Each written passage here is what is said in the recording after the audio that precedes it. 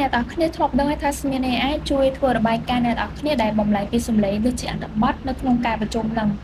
ឬក៏ក្នុងការសម្ភាសន៍នឹងប៉ុន្តែអ្នកទាំងអស់គ្នាមិនដឹងថាស្មាន AI ក៏អាចជួយអ្នកទាំងអស់គ្នាបំលែងពីសំឡេងដែលអ្នកទាំងអស់គ្នានិយាយនៅក្នុងវីដេអូ content ហ្នឹងទៅជាអក្សរដើម្បីយកមកដាក់លើធ្វើជា caption ឬក៏ subtitle នឹងបានផងដែរចឹងដើម្បីឲ្យអក្សរហ្នឹងវាលោតទៅលើវីដេអូតាមសំឡេងដែលអ្នកទាំងអស់គ្នានិយាយហ្នឹងអ្នកទាំងអស់គ្នាអាចប្រើស្មានបានហើយចូលមកកាន់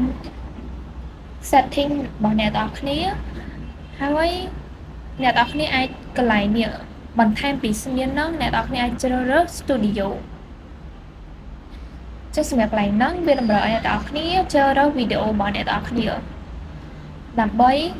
upload ចូលវីដេអូក៏បានសំឡេងក៏បានដែរចឹងខ្ញុំនឹងជ្រើសរើសវីដេអូដែលខ្ញុំបានជ្រើសរើសវីដេអូដែលខ្ញុំបានថតទុកហើយដើម្បីឲ្យមានអក្សរនៅពីក្រោយចឹងយើងចាប់ផ្ដើមកែសម្រួល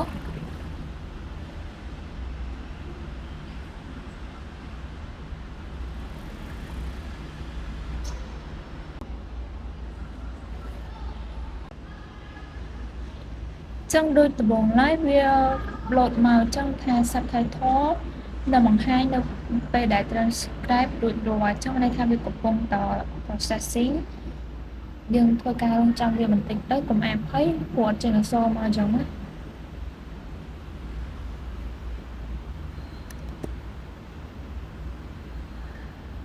ចឹងនេះវា transcribe រួចហើយអត្ថបទដែលអ្នកទាំងអស់គ្នាឃើញខាងលើនេះគឺជាអត្ថបទដែលទទួលបានពីការប្រជុំនិងការសម្ភាសន៍ប៉ុន្តែវាមិនមែនសរសេរឡើងដោយមនុស្សទេគឺវាសរសេរឡើងដោយ AI AI មួយនេះមានសមត្ថភាពអាចស្ដាប់យល់ភាសាខ្មែរអាចបំលែងពីសំឡេងទៅជាអត្ថបទជាភាសាខ្មែរផ្ដល់មកនូវសេចក្តីសង្ខេបហើយអ្នកទាំងអស់គ្នាថែមទាំងអាចធ្វើ slide ពីសំឡេងរបស់អ្នកទាំងអស់គ្នានិង poster ពីការប្រជុំនោះផងដែរ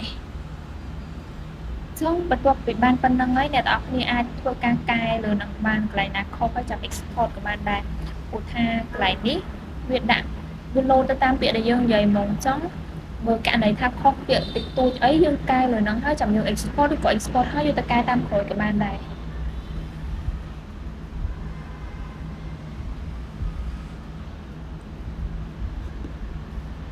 ចឹងបន្ទាប់មកអ្នកទាំងអស់គ្នាអាចខកកន្លែងចែករំលែកឬក៏នាំចេញនេះយើងអាចចាប់ផ្ដើម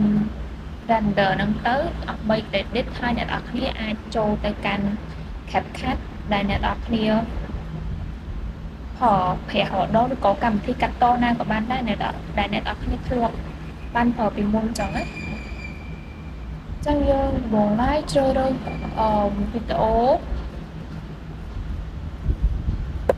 សិនមក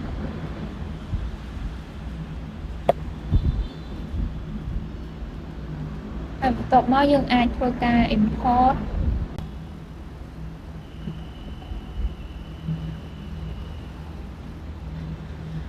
ហើយយើងមកចូលមកកាន់កន្លែង add caption នេះបន្ទាប់មកយើងអាចជ្រើសរើស file SRT ដែលបាន save ទុកពីស្មានមុនហ្នឹងយកមកដាក់ចូលបានហើយចឹងដូចយើងអាចចាក់អត្ថបទដែលអ្នកទាំងអស់គ្នាឃើញខាងលើនេះគឺជាអត្ថបទដែលទទួលបានពីការប្រជុំនិងការសម្ភាសន៍ប៉ុន្តែវាមិនមែនសរសេរឡើងដោយមនុស្សទេគឺវាសរសេរឡើងដោយ AI AI មួយនេះមានសមត្ថភាពអាចស្ដាប់យល់ភាសាខ្មែរអាចបំលែងចឹងនិយាយពីសំឡេងមួយអក្សរហ្នឹងគឺវាត្រូវច្បាស់សម្រាប់ថា 99% ហើយបើអ្នកទាំងអស់គ្នាចង់ឲ្យសំឡេងហ្នឹងវាលោតទៅពាក្យហ្នឹងលោតខ្លីៗអ្នកទាំងអស់គ្នាអាចកាត់បន្ថែមបន្ថយទៅបន្តិចទៅហើយ export យកទៅប្រើបានមកមិនចាំបាច់ទៅអង្គុយសេងមួយចឹងវាធ្វើចំណេញពេលយូរចឹងណាចឹងអរគុណអ្នកទាំងអស់គ្នាដែលបានមើលវីដេអូនេះឲ្យដល់ចប់